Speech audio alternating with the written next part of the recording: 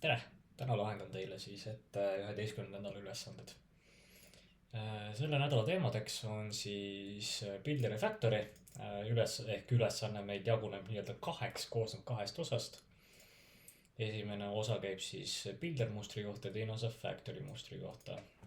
See, mis need mustrid on, sellest ma räägin natuke aega hiljem. Aga hüppamegi kohe ülesandesse, et alustame selle esimese osaga, Builderi osaga. Selle jaoks meil on vaja siis luua klass person ja sinna siis ja see teha siis siia paki sisse. See klass person ise eriti midagi erilist ei ole. Ta lihtsalt hoiab inimese isikukoodi, nime, vanust ja sugu, antud juhul siis tõeväärtuse stiilis, kas tõene või väär.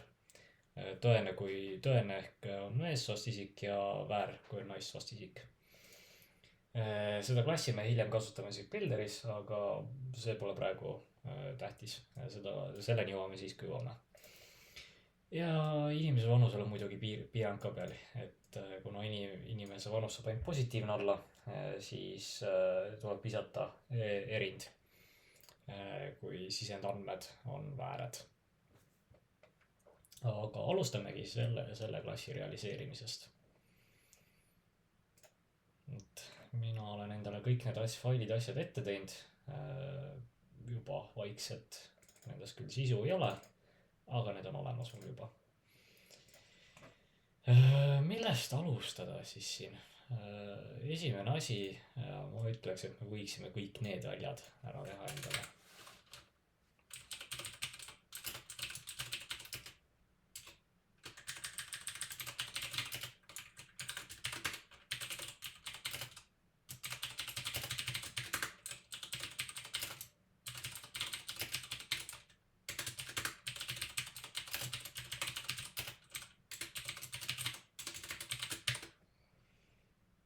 Nii, miks ma kasutan siin objekte, mitte primitiivne on sellepärast, et need tulevad meil juba klassi konstruktorist. Et kui siin oleks boolean, siis jah, ma kasutaks siin ka booleani, aga mulle tundub, et kui mallis on ette nii antud, siis tuleb meil pärast kasuks, et me seda asi teeme. Nii, esimene asi, mis me võime ära kontrollida, on see vanuse tingimus. Vanuse tingimus oli meil siis selline, et kui vanus on väiksem kui 0, siis viskame illegal argument exception'i. Ehk siis if age ei ole 0, kontrollime siis sedasi ka ära. Kui meil juba on võimalus nulle paliks anda see, siis teeme sedasi.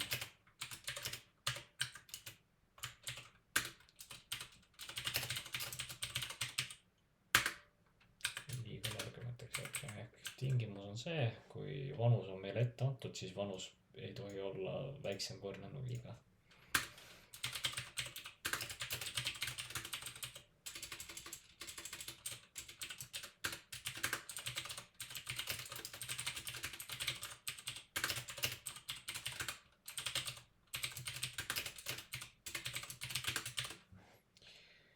Ja siis ülejäänud meetodid, mis siin on, ei tohiks ka midagi erilist olla, lihtsalt need on getterid nendele asjadele. Ehk siis tagastame isikukoodi, tagastame nime, tagastame vanuse ja tagastame inimese soo. Nii, siit peaks nüüd kõik olema. Järgmisena me võtame ette siis Builderi. Ehk siin on selle klassi kirjeldus olemas, et meil on vaja see person klassi jaoks Builder teha ja seal sees peavad olema siis järgmised meetodid realiseeritud. Et mis asi see Builder on üldse esiteks? Et ma toomegi siin klassis juba näitele, kuidas seda kasutada. Et tavajuhul me teeme ikkagi objekti sellisel viisil. Mingi person, võrdub new person. Siin on tal mingi isikukood, siis tal on mingi nimi, siis tal on mingi vanus ja siis tal on mingi boolean väärtus. muutus siin. Nii, aga mis siis, kui mõned nendest väljadest on vabatahtlikud, ei ole kohustuslikud, et kuidas me siis teeme? Et kas me peaks juba konstruktoris ise andma nullidena ette või meil võiks olla mingi teine viis, näiteks, et oletame, meil on mingi builder.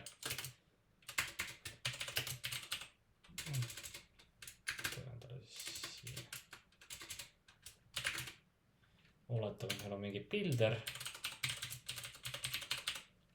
ja siis me saame hakata seal sees järjest andma ette nii, et inimese nimi võiks olla see, siis sellel inimesel on ka mingi isikukood olemas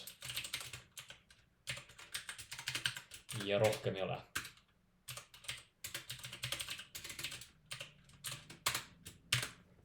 Rohkem meil ei ole vaja inimesele ette anda, et noh, me anname mingile teisele klassile nagu selle vastutuse ära, et koguda kõik need vajalikud väljad kokku ja siis nende saadud väljade põhjal, andmete põhjal ehitada siis mingi objekt valmis. Ja see on sisuliselt, mida me builderitega teeme. Et me peidame kõik selle mingi teise klassi taha ära ja siis valikuliselt kutsume neid asju ainult välja, mida meil vaja on ja lõpuks ehitame objekti valmis sellega.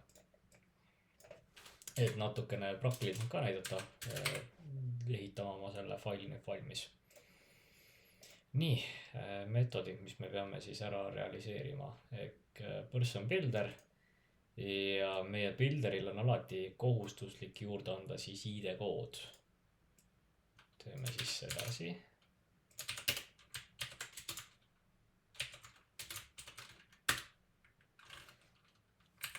Siis arvestame kuskil ära selle basic string ID code. Siis on ID code, võrdub ID code. Nii, ja nüüd me järjest hakkamegi talle ette andma igasuguseid parameetreid, mis meil vaja on. Et esimesena siis ütleme, et with name. Et lisame siis inimesele nime.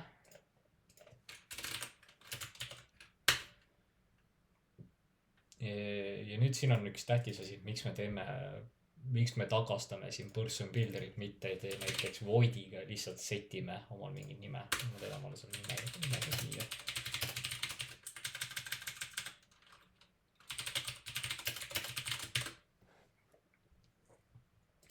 Miks me siin person builderit peame tagastama? See ongi see, mis ma ennem näitasin, et meil on mingi builder ja siis me järjest viskame talle ette neid andmeid, mis me tahame. Ja selle eesmärk on nüüd nii-öelda chainida, tekitada get, mis tagastab olemasoleva builderi objekti. Teeme selle ka ära. Ehk siis, kui me nüüd teeme enda PSVM-i korra siia, tekitame omal new person builder, siis siin me saame järjest hakata tekitama ketti igasugustest asjadest, mis meil vaja on. Tagastab alati selle sama person builderi.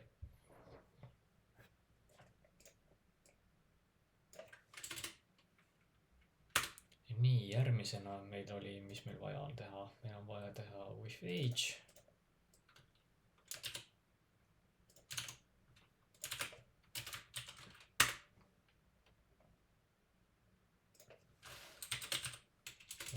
Nii, siin oli kirjas ka, et lisab builderile vanuse. Siin tuleks ka vanus kontrollida, et oleks antud positiivne number. Teeme seda.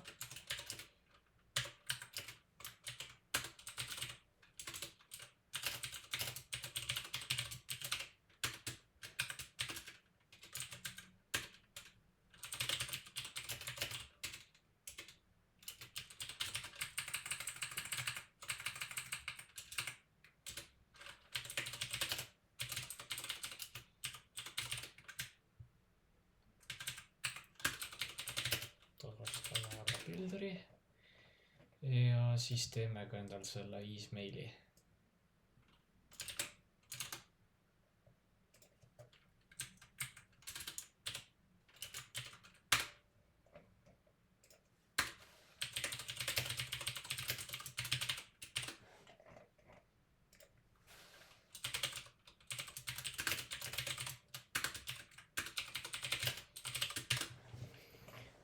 siin nüüd tuleb välja ka see, et miks meil nüüd person klassis kasutame objekte, mitte primitiivne. Vastus on lihtne. Me võime vanuse anda, me võime soo anda, aga otseselt me ei pea. Meil seda kohustust ei ole. Täpselt sama on ka selle nimega. Ehk siis, kuhu ma tahan nüüd selle kõigega jõuda, et nii, anname oma person builderile igasugused andmed ette, mis meil on vaja, et see inimene kokku ehitada. Ja lõpuks siis on meil selline meetod nagu build olemas. Ja mida selle build meetodiga teeme? Vastus on lihtne. Return new person. Ja siis anname talle kõik need asjad ette. Ehk siis, ja siit tulebki välja, et me lihtsalt kogume igasugused andmed kokku, mis meil vaja on. Mõned on kohustuslikud, mõned on vabatahtlikud. Ja siis lihtsalt söödame lõpus omal sellele konstruktori ette. Praktikas selle kasutamine näeks siis midagi sellist välja.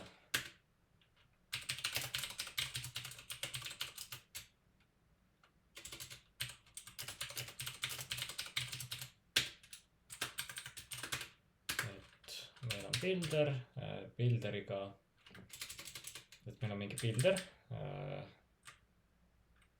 paneme siin mingi suvalise ID koodi, siis ütleme, et meil on mingi nimi, siin meil on mingi vanus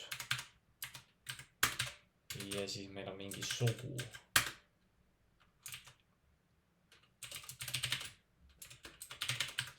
Ja selle põhjal teeme nüüd .build ja ta tagastab meile siis person tüüpi objekti.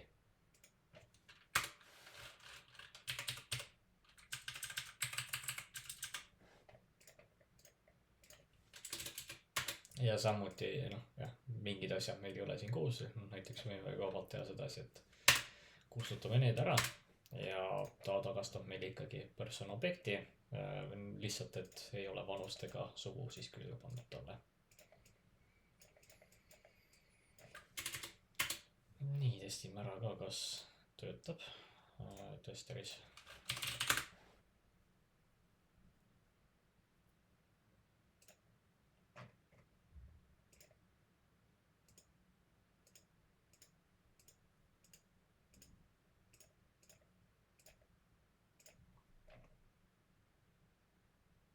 Nii, test ID is mandatory for builder, other fields are null. Test builder with ID and name. Nii, hakkame järjest vaatama, mis meil siin siis ei tööta.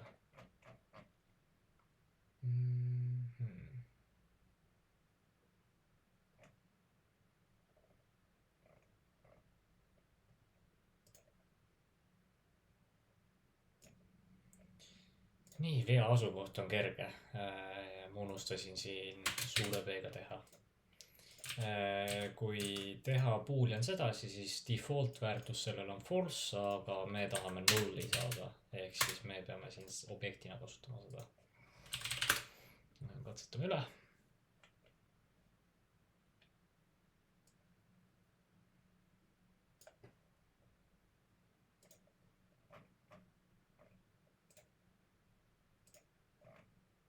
Ja sellega siis esimene ülesande pool tehtud. Liigume üle siis teisele poolele Polygon Factory'dest. Factory pool sellest ülesandest, selle eesmärk on siis realiseerida siis teha see muster, Factory muster.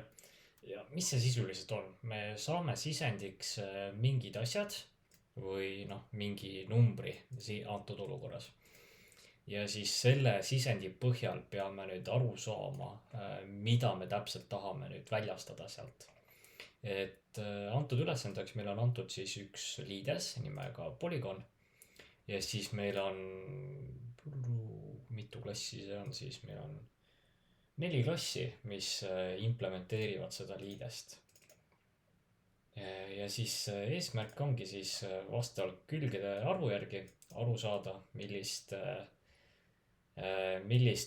polügooni tüüpi peame tagastama. Mina olen oma kõik need klassid juba ette teinud, aga selle triangle'i järgi peaksite tegema kõik need ülejäänud implementatsioonid valmis. Aga meie hakkame põhiliselt tööle selle Polygon Factory'ga.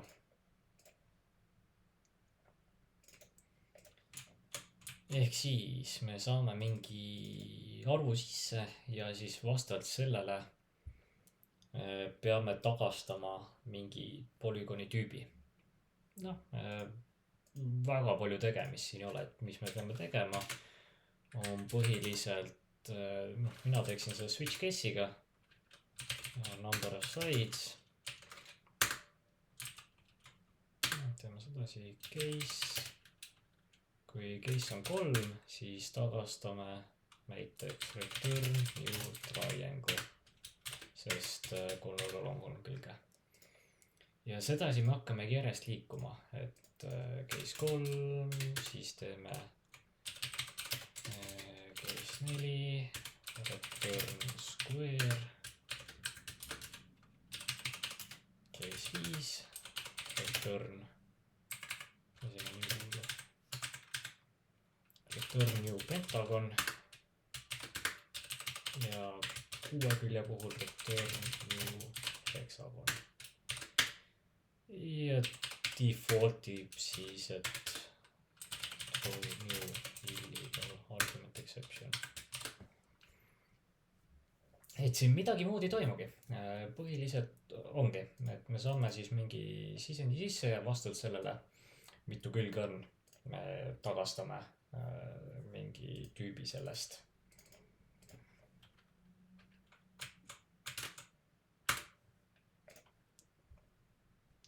Testime ära, kuidas töötab.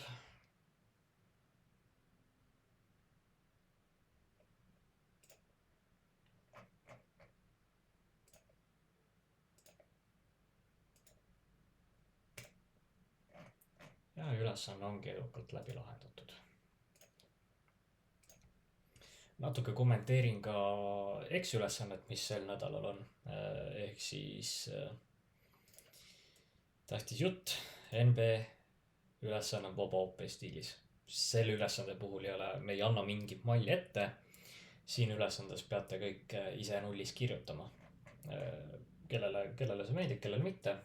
Mina ütleks, et see on isegi positiivne.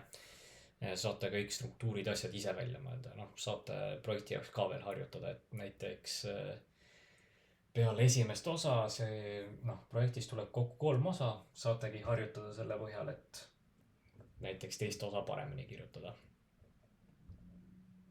Aga mis siin ülesandes on? Te realiseerite nii-öelda e-kaubanduse kataloogi rakendust, mis võimaldab siis kasutajal hallata tooteid ja kuvada neid põhimõtteliselt. Et siin on meil igasugused tehnilised nõuded kirjas. Üks väga tähtis nüanss, tehniline nõue selle ülesande puhul ongi, et me kasutamegi siis igasuguseid struktuurimustreid. Põhiliselt selle ülesande puhul siis Factory ja Builder, mis me läbi käisime. Builderit kasutame näiteks igasuguste toodete kokkuehitamisel. Tootel on mingi kindlad elemendid, näiteks mingi nimi, hind, näiteks kategooria, muud asjad võivad jällegi valikulised olla. Ja siis meil on ka factory muster olemas, mis vajab realiseerimist. Lihtsalt mainin ära, et see ülesanne on veel natukene work in progress, et see, mis ta nüüd nädala lõpus või nagu siis, kui see ülesanne avaneb, näete, võib natuke erineda, aga pilt peaks enam-vähem sama olema.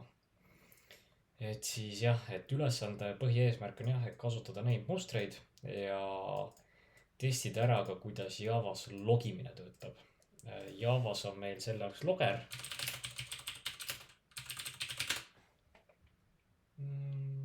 Võtame sellesse isegi sobib. Et õppida kasutama seda klassi siis, loggeri klassi. Ja siis muidugi tähtis on ka kirjutada enda koodile testid.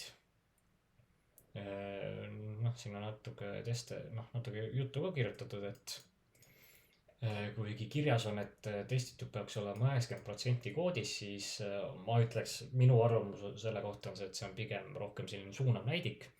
Et kui te kirjutate sisukaid teste, siis see 90% või testid, noh, see protsent tuleb nii vana täis.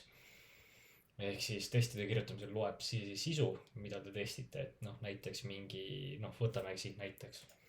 Et toote edukas loomine, kontrollime, kas, noh, seal me kontrollime neid kõiki gettereid ja võib-olla toStringi.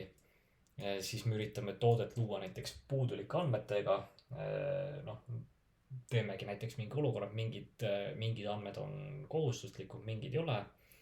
Ehk siis need, kui me näiteks üritame teha toodet ilma kohustuslike andmetega, et siis see peaks erroriga lõpetama näiteks või midagi sellist. Ja siis toote muutmine sedasi, et annate talle korrektsed ja vigased andmed ette näiteks. Ehk siis põhirõhk siin on see, et mõelge välja igasuguseid edge case'e, äärejuhtumeid, mis võivad programmi katki teha või nagu, mis kohe kindlasti ei tohiks juhtuda. Nii happy flow kui ka edge case'id kõik peavad testitud olema. Ja siin on ka siis väike nimekiri asja, mis peaksid nagu kohe kindlasti testitud olema. Minul kõik selleks korraks. Jutt nagu alati, et võimalusel tulge külastage praktikume ka, saate oma küsimustele vastused. Ja täpselt samamoodi ka küsige julgelt Discordis, kui abi vajate.